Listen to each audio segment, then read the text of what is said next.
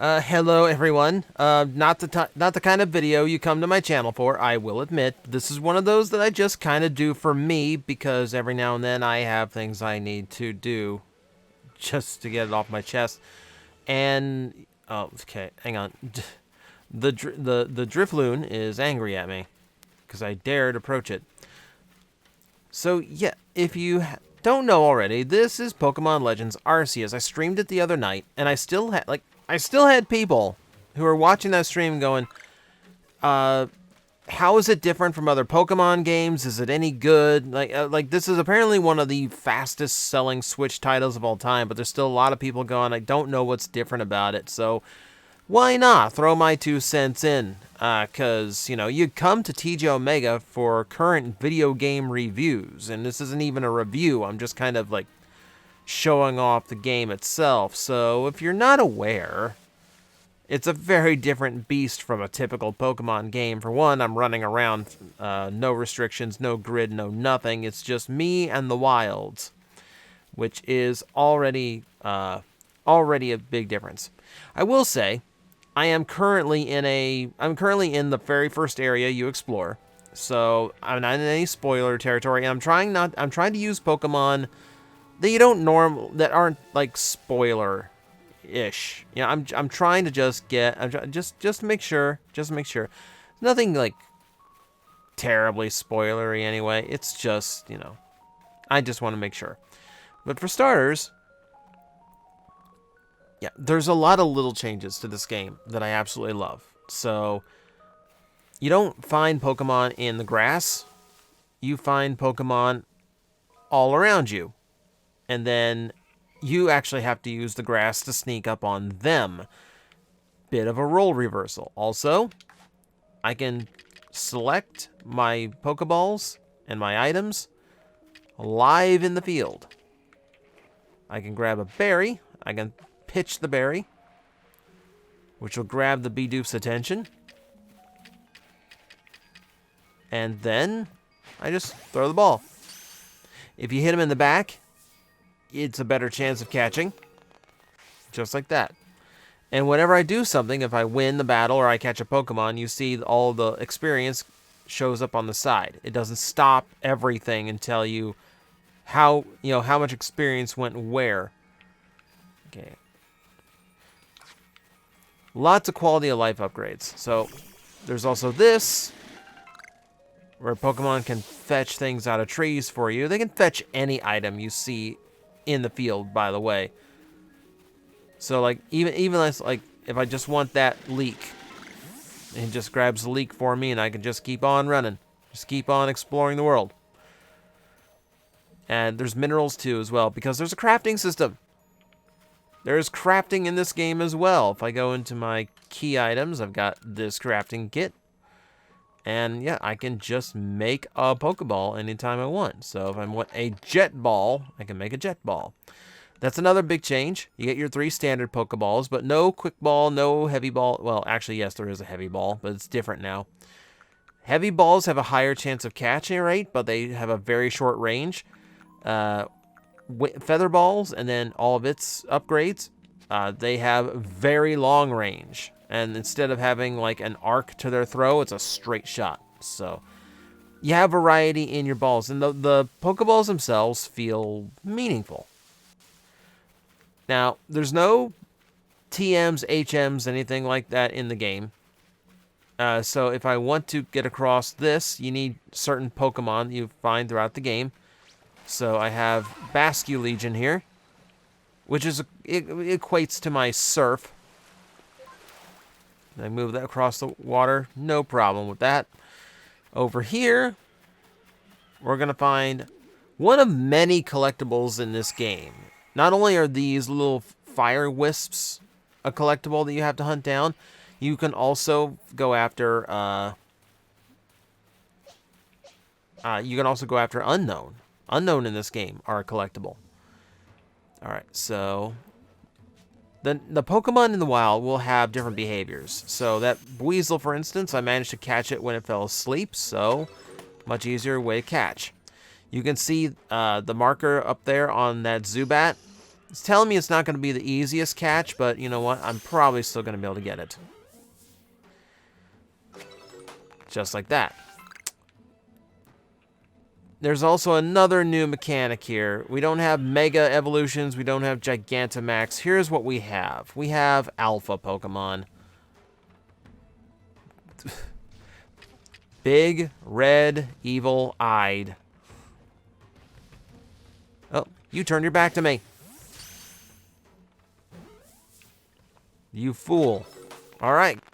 And sometimes the alphas are much more difficult than that. They are very hard, very powerful compared to your standard. The alphas, if you want an example, so here's your typical Scyther, and here is my Alpha Scyther. And you can see the size difference. It's a little bit extreme. And like you see there, yes, I can summon all of my Pokemon out on the field anytime I want. I can interact with them.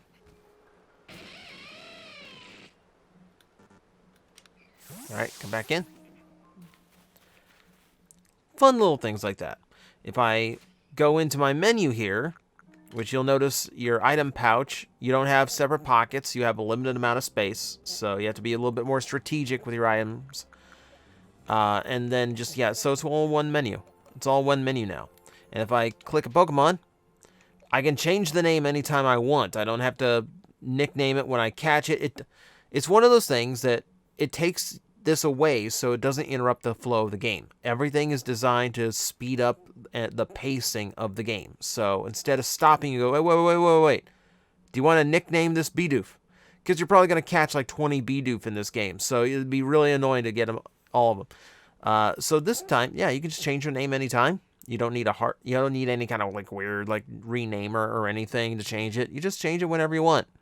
You can also change the move loadout. I love this. I love this. So at any point, you can just teach them any of the moves they have ever known.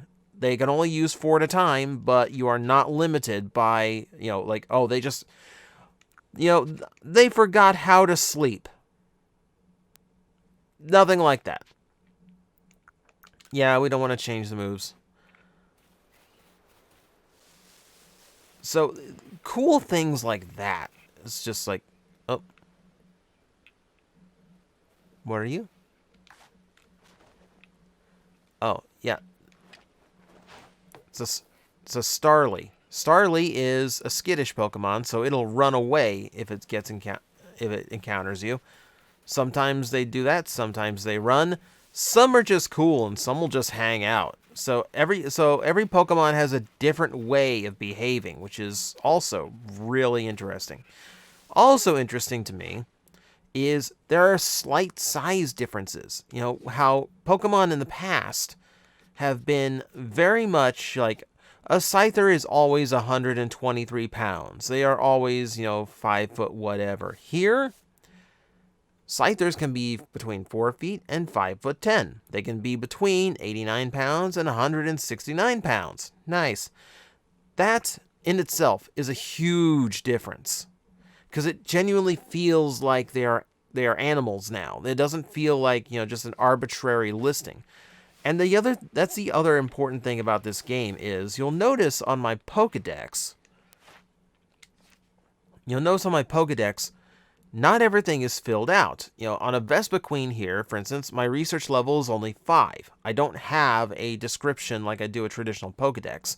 What I know is general weight and size, the preferred foods, and the items carried. That is because I have caught it before.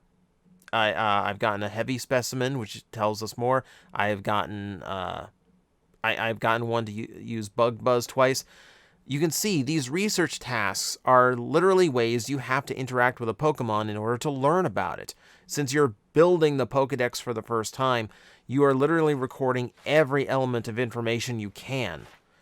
So you need to hit a research level 10 before you get your traditional Pokedex style entry, and even then you get with all this extra information, and the info does actually come into play. So, for instance, I haven't caught a Raichu yet. I should just evolve a Pikachu now that I think of it, but there's an Alpha Raichu I want. Ooh, Pichu I haven't found yet either. So like the less you know about a Pokemon. Let's see, do I have one where the research level's just 2?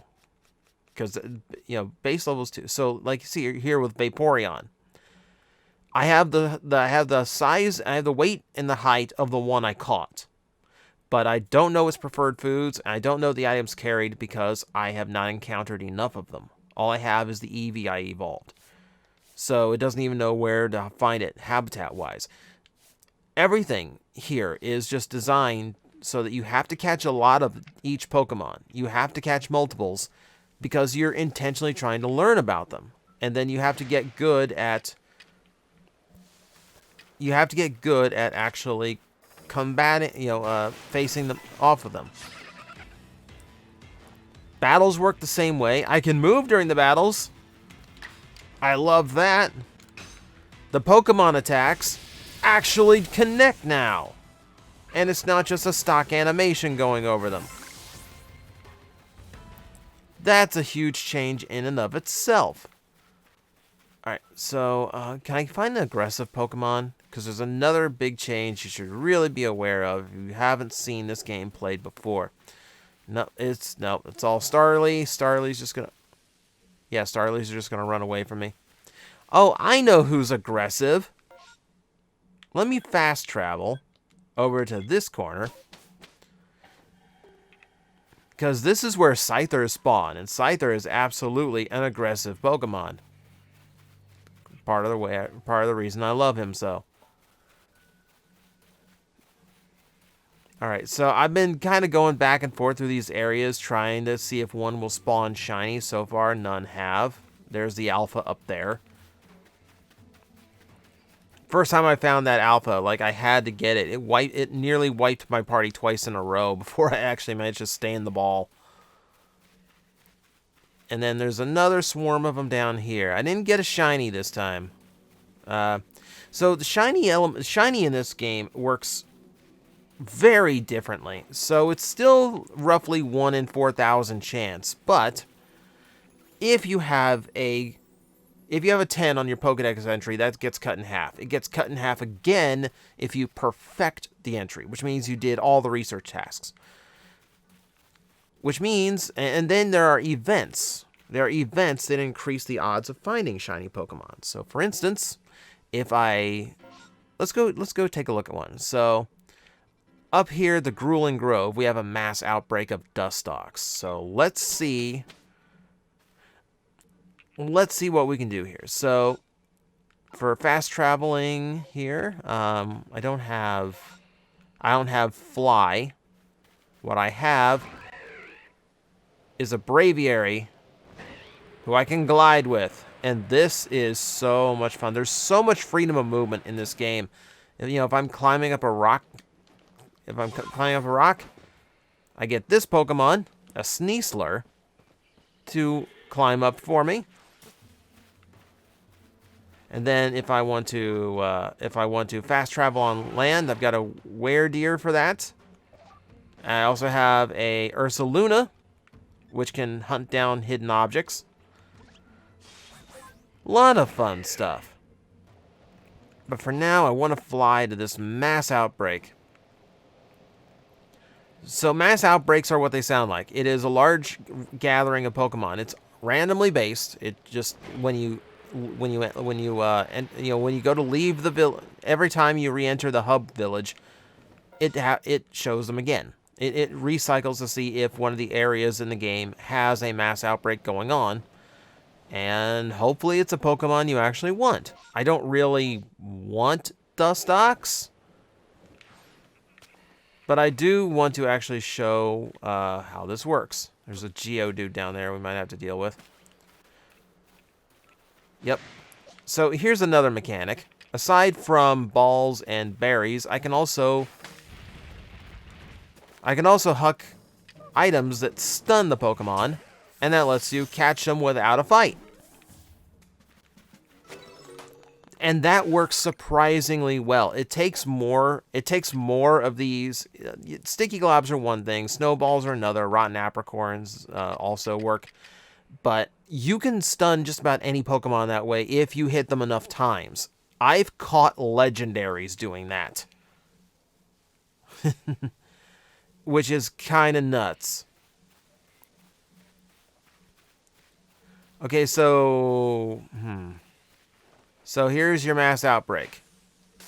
I am going to launch a smoke ball. That obscures the area. And I'm just going to start hucking balls and hoping for the best.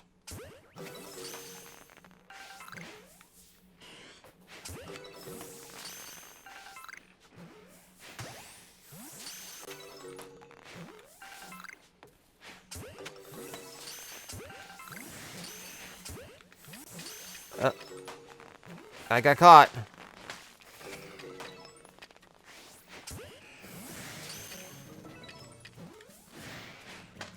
Oh, see, this is where it gets dicey. Which brings up another element. Pokemon attack you directly now. They don't wait around for you to actually get a Pokeball out. Oh, you can't actually take damage. Oh, and you can get status effects too. So now I'm poisoned as well. Lovely. Ah, please no. So going into wild Pokemon is now dangerous. it's not safe for you at all. What else? God, there's so many changes to how this game works now. Like, so those mass outbreak events, aside from just spawning a ton of the same Pokemon over and over, those also have an increased odds of shinies. So if it's a mass outbreak of a Pokemon you've got a perfected Pokedex entry of, you got a really good chance of shiny Pokemon showing up. And really, like, so many Pokemon in this game, like, you just, like, flying by. There's a big Rapidash down there. Just flying by or running through with Weirdeer, you're going to cross over so many different Pokemon that, you know, the odds of one being shiny is not all that bad, all things considered. Like, I have had a surprising number of shiny Pokemon appearing in this game for me. Oh, something down there got angry at me. God, it's just so nice and calm and mellow. I like this. I like this. It's not a perfect game. There's still a few things I think they could have done a little bit better. And the graphics are not the best. You can see a lot of pop in. The draw distance is not really that great. Game Freak, not really used to making games like this. This is really like the first like giant game like this they've made. But all in all, like, the gameplay is where I really, like, push people to go, like, yeah, this is, like, the most fun I've ever had with a Pokemon game. This feels like how Pokemon should have been a long, long time ago. Yeah, also, don't mind me if, like, the frame rate looks a little bit weird sometimes. If it skips a few frames, I think my Elgato could use a rest. It's like...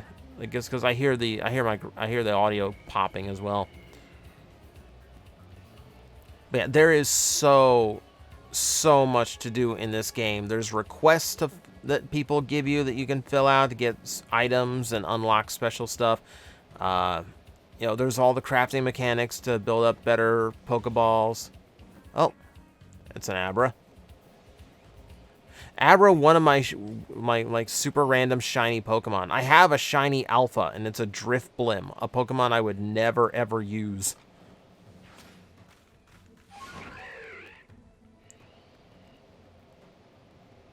But yeah, that's essentially like Pokemon Arceus, and it's incredible. This game is way too much fun and way too addicting, and if I miss an upload once or twice, throughout the month, probably bet I'm actually just filling out my Pokedex. It's just, never mind me. I'll apologize in advance. I'm joking. I'm not going to miss an upload. I don't want to do that to you. But yeah, this has been a massive fixation of mine. And I really, like, I'm not adding to anything. I'm really just kind of describing the game to you. It's not even a review of any sort.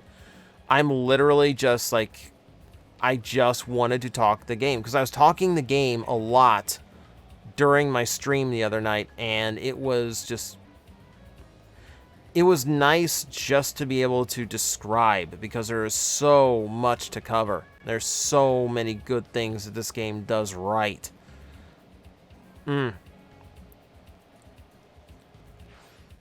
So yeah, so for anyone who's on the fence about this game and you decided to look up a toy reviewer to actually give you the final word on if it is good or not, it is good. This is genuinely the most fun I have ever had playing a Pokemon game. And, like, keep in mind, I'm just showing you, like, I'm just showing you the first introductory area. I'm not even showing you all the other things that made me fall in love with this game. The sound design's really good. The music is good. Oh. Abras are just like the other old games. If they spot you, they run. They are the most finicky. And, yeah. Character-wise, like, there's characters in this game that are actually, like, really well fleshed out, and, like, I actually, like, really, really like, which Pokemon has not been great with in the past. Like, I could go on and on. I could go on and on, but I've already rambled on about this long, and for a video I'm not even sure I'm going to upload, because I don't know how many are going to care. But yeah, that's just me. That's just me, like, having a good time in Pokemon Arceus. Oh, okay. Kricketot got away. It's okay. It's okay. I got plenty of Cricketots. So, yeah. I don't know if anyone will ever see this, but just in case it did, go get the game. Go get the game. If you got a Nintendo Switch, go get the game. If you don't have a Nintendo Switch, go get the game and then go get a Nintendo Switch. It is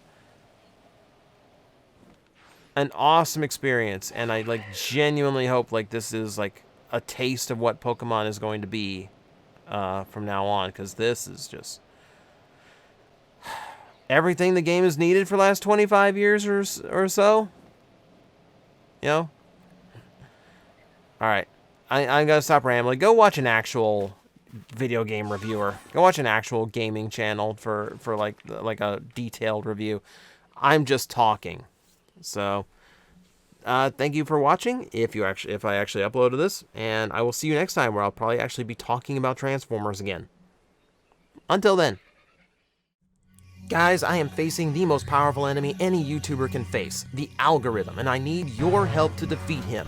Hit the like button, hit the subscribe button, hit the notification bell, and leave a comment. Every time you do, we attack that algorithm and we drive it back until it can no longer defeat this channel. Thank you very much.